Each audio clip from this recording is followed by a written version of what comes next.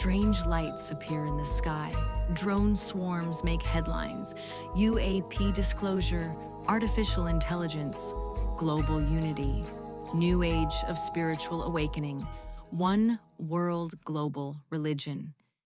These things bring one phrase to mind: Project Bluebeam. The theory traces back to Canadian writer Serge Monast, who became known in the 1990s for warning about a future deception staged above the heads of the entire world. In 1994, he published material describing what he believed was a secret plan to use advanced technology to create a global spiritual event powerful enough to change human belief itself. The idea was not just a fake alien invasion, it was bigger than that. According to the theory, the world would be guided through a series of shocks. First, discoveries from the ancient past would appear to rewrite history and shake the foundations of faith. Then would come signs in the sky, massive images, miracles, beings of light, celestial events that would look too perfect, too coordinated, and too emotional to ignore. After that, the theory claimed people might hear messages that seemed to speak directly to them, not through speakers, but inside the mind. Then, finally, a global crisis would unfold. Something moving enough to convince humanity that it was time to unite under one system, one message, and one carefully managed version of spiritual truth. That is the heart of Project Bluebeam. Not just control of governments, control of belief. And then the story takes a darker turn. In December of 1996, Serge Monast died suddenly at the age of 51. The official story is that he died of a heart attack. But for people who followed his work, the timing became part of the mystery. Here was a man warning about one of the greatest deceptions in human history. And then, not long after those warnings spread, he was gone.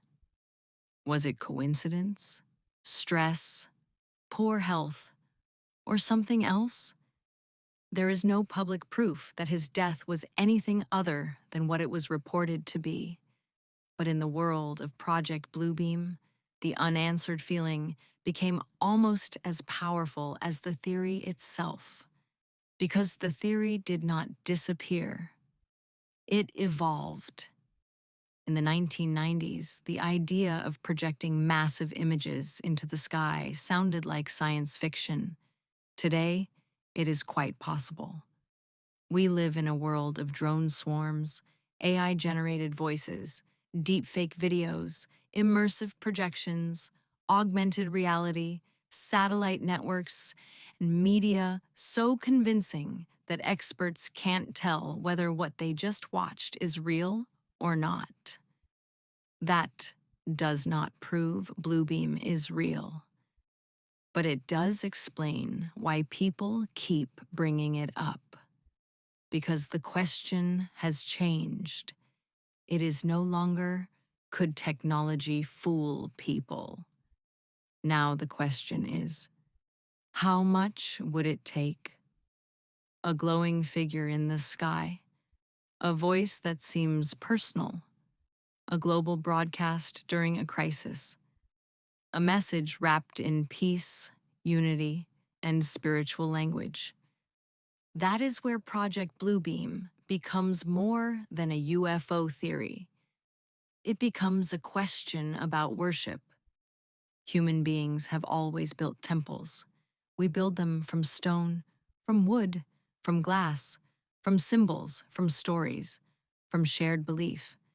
Ancient people built towers toward the heavens, trying to reach the divine through human effort. The Tower of Babel remains one of the oldest warnings about what happens when humanity gathers around a structure built not only upward, but inward toward its own power. And strangely, that image still echoes today. Modern desert festivals often create temporary cities in the wilderness. They build towers, temples, effigies, glowing structures, ritual spaces, and massive symbolic art installations. People gather around them at night.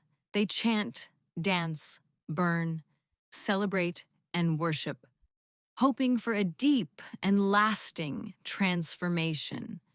The desert becomes the stage. The structure becomes the symbol. The crowd becomes the ceremony. And the sky becomes part of the experience.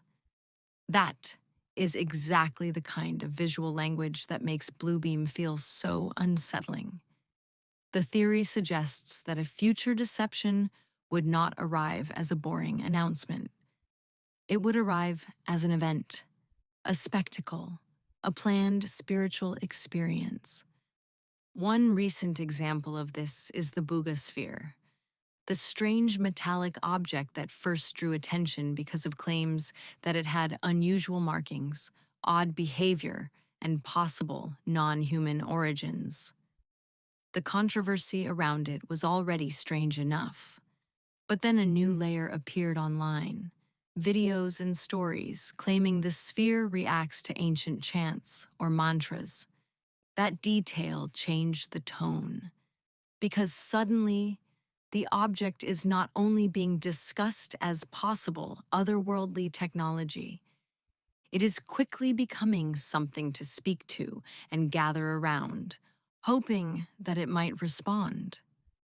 Whether the Buga Sphere is real, misidentified, exaggerated, or part of an internet myth is almost beside the point for this investigation.